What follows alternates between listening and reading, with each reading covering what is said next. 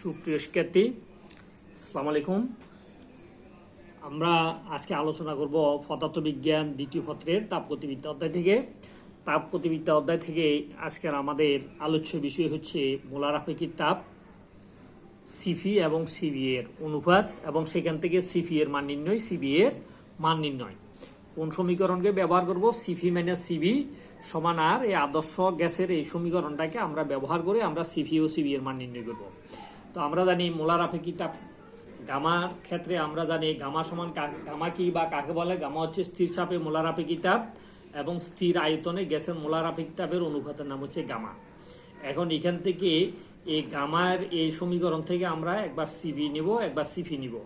এটা নিয়ে আমরা সিবি এবং সিফি এর মান নির্ণয় করব।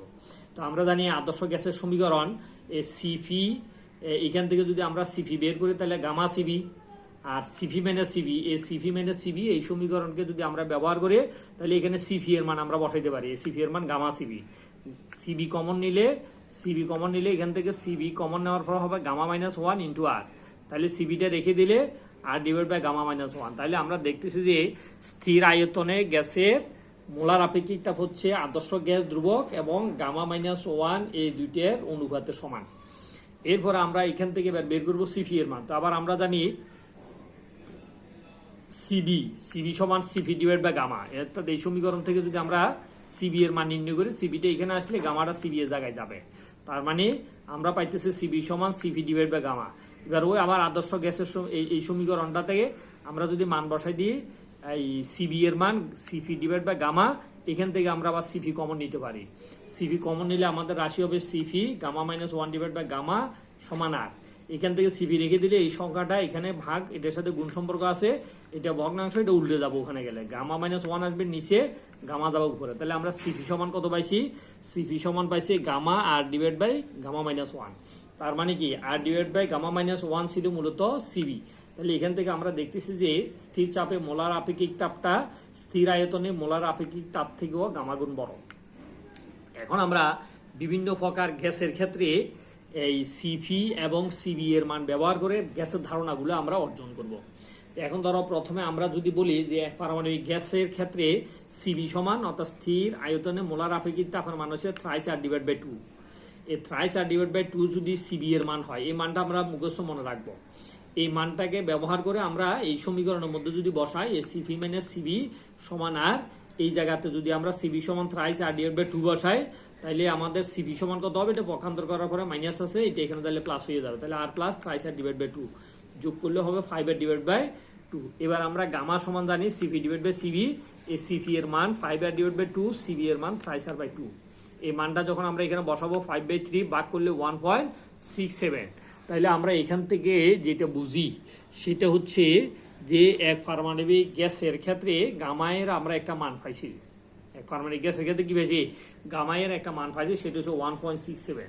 তাহলে আমরা যদি কোনো গ্যাসের ক্ষেত্রে গামার মান জানাই দেয় তাহলে আমরা বলতে পারবো গ্যাসটা কয়টা পরমাণু দিয়ে গঠিত, সেটা আমরা বলতে পারবো।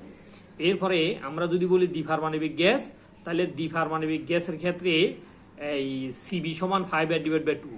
মূলত এখানে যে 3, 5 এই সংখ্যাগুলো আসছে তাপ ও গ্যাসের তত্ত্ব থেকে। আমরা যে ওখানে গ্যাসের স্বাধীনতা মাত্রা পড়ছিলাম যে এক পারমাণবিক গ্যাসের ক্ষেত্রে স্বাধীনতার মাত্রা ছিল 3, দ্বিপারমাণবিক গ্যাসের ক্ষেত্রে স্বাধীনতার মাত্রা ছিল আমাদের 5। এই কারণে 5 R divide by 2 thrice R divide by 2। তার মানে এখন এখানে আমরা ক্যালকুলেশন করলে পাচ্ছি কত? এই দ্বিপারমাণবিক গ্যাসের জন্য, দ্বিপারমাণবিক গ্যাসের ক্ষেত্রে সিবি সমান 5 আর ডিভাইড বাই 2। এইটা মান বসাবো কোথায়? এটা মান বসাবো সিফি মাইনাস সিবি সমান আর। এই সমীকরণের মধ্যে আমরা মান বসালে সিফি এর মান পাবো। তাহলে R plus 5 R divide by 2 যোগ করলে আমরা কত পাবো? এখানে যোগ করার পরে আমরা যে রাশিটা পাচ্ছি দেখো, যোগ করার পরে আমরা পাচ্ছি 7 আর ডিভাইড বাই 2। যোগ করলে আর প্লাস 5 আর ডিভাইড বাই 2, এটা যোগ করলে 7 আর ডিভাইড বাই 2। তাহলে এখন দ্বিপারমাণবিক গ্যাসের ক্ষেত্রে যদি আমরা গামা হিসাব করতে চাই তাহলে গামা সমান সিফি ডিভাইড বাই সিবি। সিফি এর মান হচ্ছে 7 আর ডিভাইড বাই 2, সিবি এর মান হচ্ছে 5 আর ডিভাইড বাই 2। সিবি এর মান দ্বিপারমাণবিক গ্যাসের জন্য ক্যালকুলেশন করলে আমরা পাচ্ছি 1.4। তাহলে কোনো গ্যাসের ক্ষেত্রে যখন আমাদেরকে বলবে যে গামার মান 1.4, তাহলে আমরা বলবো গ্যাসটা হচ্ছে আমাদের কয় পারমাণবিক? দ্বিপারমাণবিক, অর্থাৎ দুইটা পরমাণু দিয়ে গ্যাসটা গঠিত। এরপরে গ্যাসটা যদি দুই অধিক পরমাণু দিয়ে গঠিত হয় গ্যাসটা যদি দ্বিরোধী পরমাণু দিয়ে গঠিত হয় তখন এটাকে আমরা বলছি বহু পারমাণবিক গ্যাস। তাহলে বহু পারমাণবিক গ্যাসের ক্ষেত্রে সিবি সমান থ্রাইসার। তো সিবি সমান যদি থ্রাইসার হয়, সিবি সমান আর প্লাস থ্রাইসার সমান 4R, তাহলে গামা সমান CP divide by CB. CP এর মান হচ্ছে 4R, সিবি এর মান হচ্ছে থ্রাইসার, বাক করলে 1.33। তাহলে আমরা এটা দেখতেছি যে গামার মান 1.33 হলে আমরা বুঝবো যে গামাটা 2 এর চেয়ে বেশি পরমাণু দিয়ে গঠিত।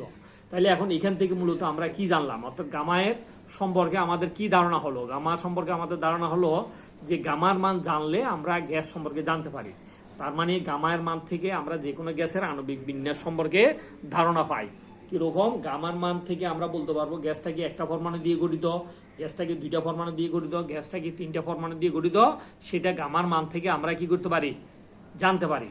অর্থাৎ গামার মান থেকে আমরা গ্যাসের আণবিক বিন্যাস কয়টা পরমাণু দিয়ে সে গঠিত সেটা আমরা জানতে পারি।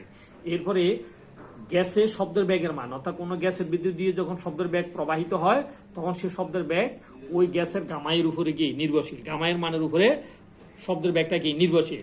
আবার বায়ুতেও যদি আমরা শব্দের বেগ নির্ণয় করতে চাই, বায়ুতেও শব্দের বেগটা গামার উপরে কি নির্ভরশীল। তার মানে বি সমান সমান, অর্থাৎ বি মানে হচ্ছে শব্দের বেগ, বি সমান সমান হচ্ছে gamma phi divide by rho.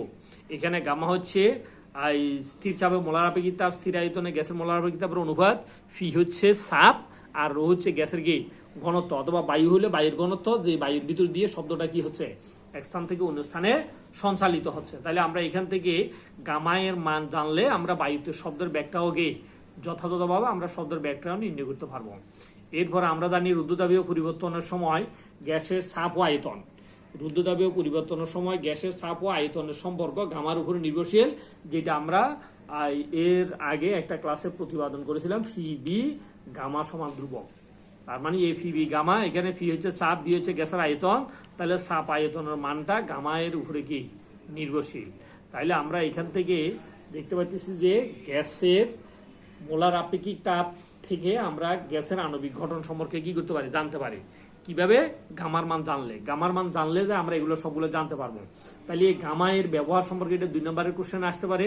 গামায়ের ব্যবহার সম্পর্কে, গামা সম্পর্কে বা নিচের কোনটি সূত্র, গামা সম্পর্কে নিচের কোনটি সূত্র নয়, এই ধরনের তোমার পরীক্ষাতে, ভর্তি পরীক্ষায়, বোর্ড পরীক্ষায়, এমসিকিউতে আসতে পারে।